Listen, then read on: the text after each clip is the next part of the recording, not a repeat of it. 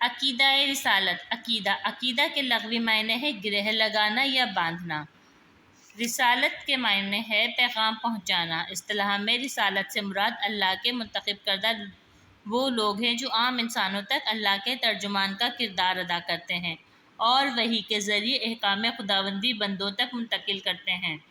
نبی و رسول میں فرق۔ رسول سے مراد وہ نبی جسے مستقل شریعت اور کتاب دی گئی ہو، جبکہ نبی کو شریعت و کتاب عطا نہیں کی جاتی۔ عقیدہ رسالت قرآن کی روشنی میں۔ عقیدہ رسالت سے مطابق قرآن مجید میں ارشاد ہے۔ ترجمہ: اللہ زیادہ بہتر جانتا ہے کہ اسے اپنی رسالت کس کے سپرد کرنی ہے۔ قرآن مجید میں ایک اور جگہ ارشاد ہے، اور ہم نے جو بھی رسول بھیجا وہ اسی لیے بھیجا کہ اللہ کے حکم سے اس کی اطاعت کی جائے۔ عقیدہ رسالت احادیث کی روشنی میں۔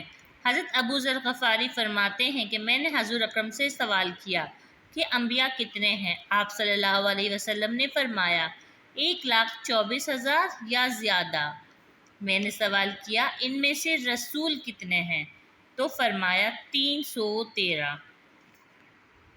انبیاء کرام کی خصوصیات۔ انبیاء کرام میں درج الخصوصیات پائی جاتی ہیں۔ انسانیت۔ انبیاء کرام کی پہلی خصوصیت یہ ہے کہ تمام انبیاء کا تعلق نوع بشر انسان سے رہا ہے، کیونکہ انسانوں میں رہ کر اللہ کے احکامات کو عملی جامہ پہنانا فرشتوں کے بس کی بات نہیں، اس کے لیے انسان ہی موزوں ہے۔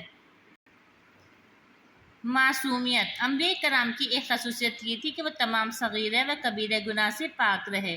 یہ انبیاء کا ہی خاصہ ہے کہ نبوت سے پہلے و نبوت کے بعد حضرات انبیاء سے کوئی گناہ سرزد نہیں ہوا۔ انبیاء کرام کے سوا کوئی معصوم نہیں۔ حسن اخلاق۔ بہترین اخلاق وہ کارآمد ہتھیار ہے جس کے ذریعے پتھر کو موم کیا جا سکتا ہے۔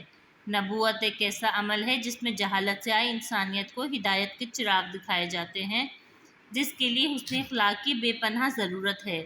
تمام انبیاء کرام اس روحانی اصلاح سے لیس تھے۔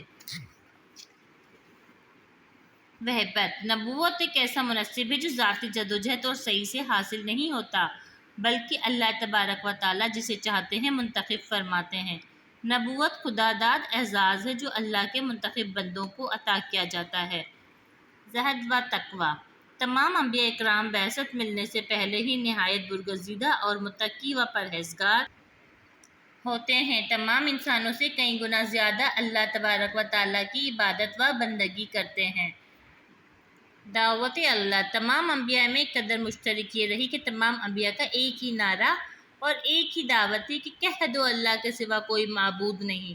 تمام انبیاء کی ایک ہی دعوت رہی کہ اللہ کی عبادت کرو، اسی کے حضور سجدہ ریز رہو، اسی میں تمہاری کامیابی و کامرانی ہے۔ بہترین رہنما۔ ہر نبی اپنی قوم کے لیے ایک مکمل اور بہترین رہنما کا کردار ادا کرتا ہے۔ تمام انسانوں کی بنسبت ایک نبی میں قائدانہ صلاحیتیں ودیت رکھی جاتی ہیں، جن کو بروئے کار لا کر وہ اپنی قوم کی بہترین اصلاح کا انتظام کرتا ہے۔